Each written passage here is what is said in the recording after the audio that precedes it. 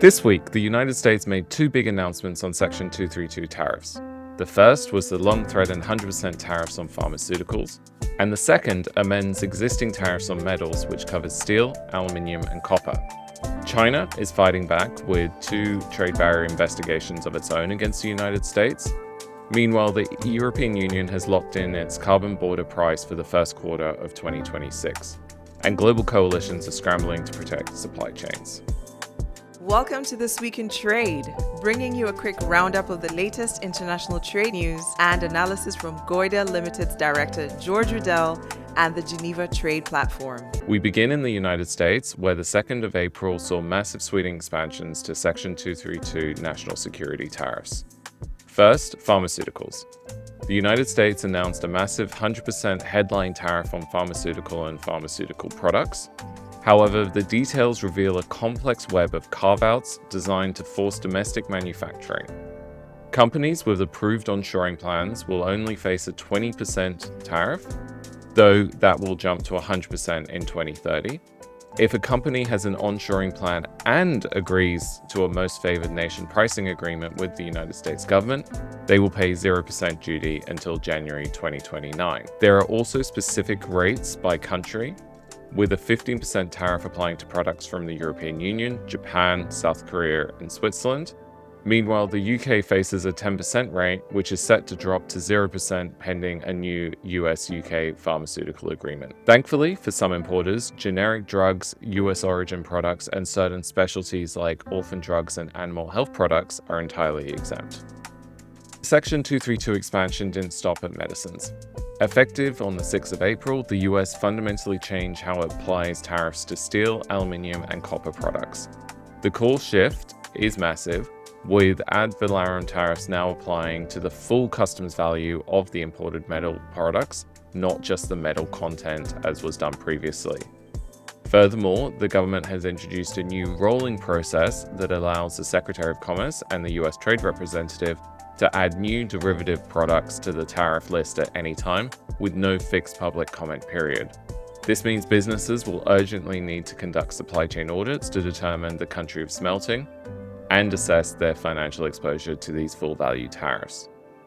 To back up this stance, President Trump's fiscal year 2027 budget request proposes a massive $215 million funding increase for the Bureau of Industry and Security in the Department of Commerce. This injection is explicitly designed to bolster the department's ability to carry out these Section 232 national security investigations across critical sectors. Responding to the US Section 301 investigations, China has officially launched two trade barrier investigations of its own against the United States.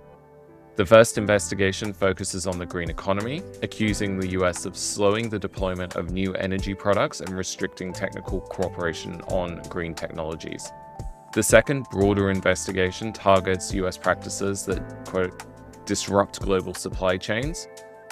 China is specifically targeting American efforts to restrict Chinese products from entering the US market, prohibit high-tech exports to China, and block two-way investments in key sectors.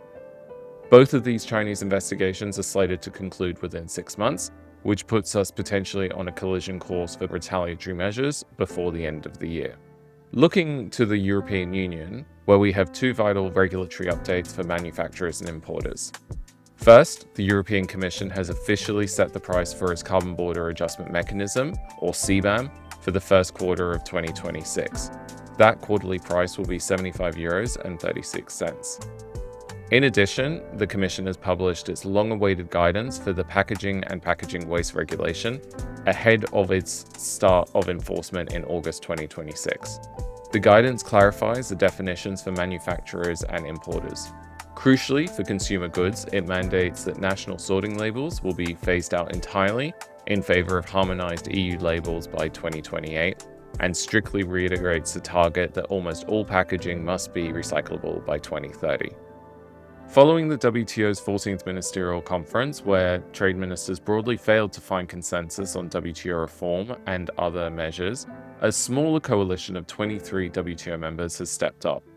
This group has agreed to temporarily continue the moratorium on imposing customs duties on electronic transmissions, saving digital trade from immediate disruption.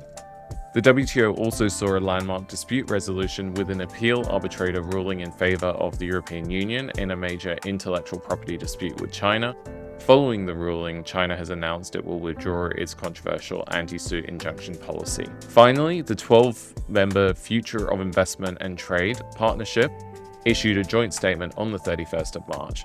The coalition, which includes Singapore, Switzerland, and the UAE, pledged to maintain open and resilient supply chains, refrain from trade restrictive measures, and also specifically address the ongoing security situation in the Strait of Hormuz.